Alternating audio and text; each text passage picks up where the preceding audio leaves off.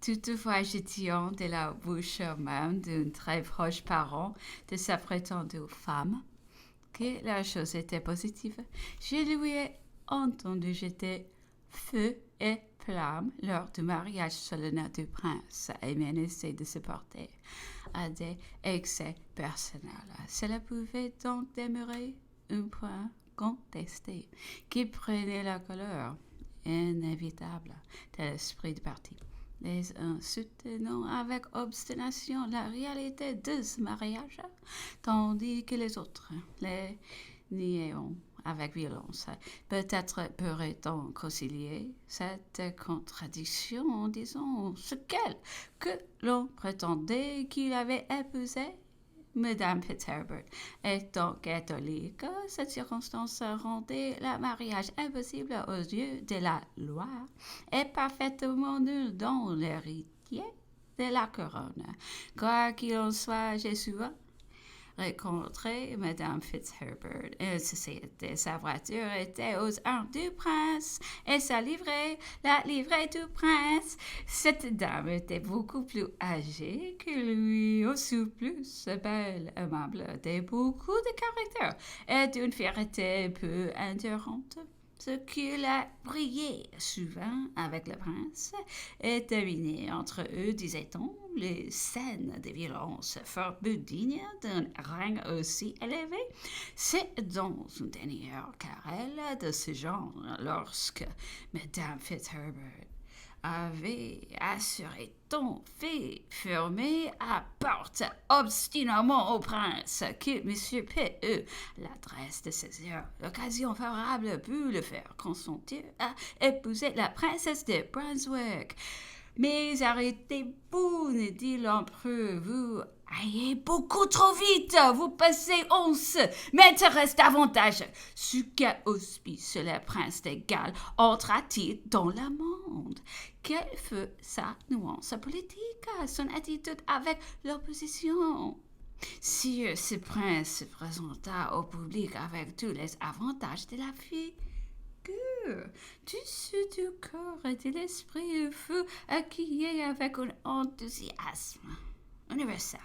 Mais il ne devait pas bientôt ses penchants et ses actes qui, dans le milieu du dernier siècle, semblaient former le rôle obligé des grands seigneurs à la mode, se feront la fureur du jeu et ses inconvénients, les excès de la table et le reste, surtout entourage en grande partie réprouvé par l'opinion. Alors les coups généreux se resserreront, les espérances se tourneront à la portion intermédiaire qui partout constitue véritablement la nation et qui en Angleterre, il faut en convenir, présente la population la plus morale de l'Europe. Désespéré de son avenir, c'était un adage reçu en Angleterre, répété surtout parmi le peuple, que le prince de Galles ne régénérait jamais les dessus sur le Bonaventure, les sorciers, disait-on, devions-le lui avoir prédit à lui-même. L'opposition dans les bras de laquelle il s'était jeté, ainsi que cela n'est que trop commun aux héritiers pressomptifs, l'opposition dont il était l'appui et les espérances, cherchant à aveugler ou autrement se tirer des vers quand on lui exposait tous ses griffes en répondant qu'il renouvellerait Henri V, que Henri V avait montré un bien mauvais sujet pour le prince de Galles, mais qu'il était devenu le premier roi de la monarchie. Et il en conclusion que la prince de Galles serait un de leurs plus grands rois. Mais, disait l'empereur, est-ce qu'il a pris le parti de la Révolution et défendre nos idées modernes? Non, sire. À mesure qu'il a pris ces principes aillés chez nous en croisant. La décence le forçait de s'éloigner de l'opposition. Comprenez la défense. Il c'est une alliance ostensible et remplissait les vides de sa vie en s'abandonnant au plaisir et à leur inconvénient.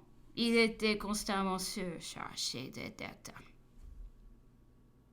Bien que le Parlement les eût déjà payés plusieurs fois, elles leur paraissaient fort et compromettant son caractère et sa popularité. Ce fut donc une de ces gênes extrêmes, combinée avec la querelle de Mesdames Fitzherbert, que M. Pitt s'empara du prince en offrant de faire acquitter encore une fois des dettes.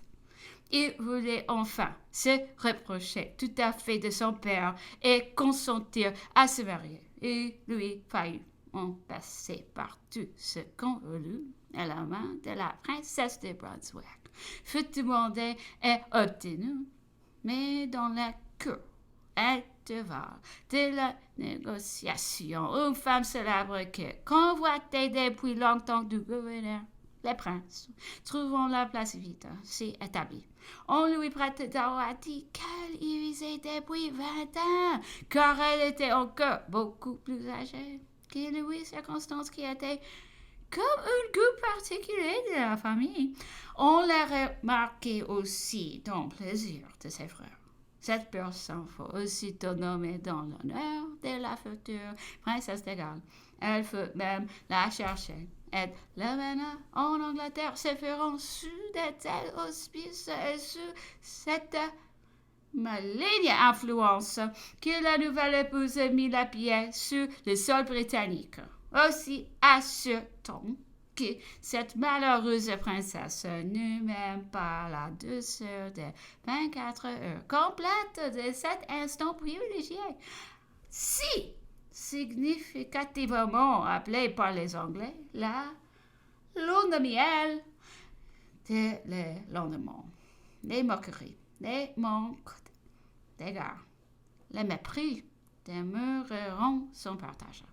Tout ce qu'il y avait de généreux, de moral, en Angleterre prit parti pour elle et jeta les hauts cris. Néanmoins, le plus odieux, il faut en convenir, en retomba sur Lady Blanche, qui fut accusée d'avoir ensorcelé le prince.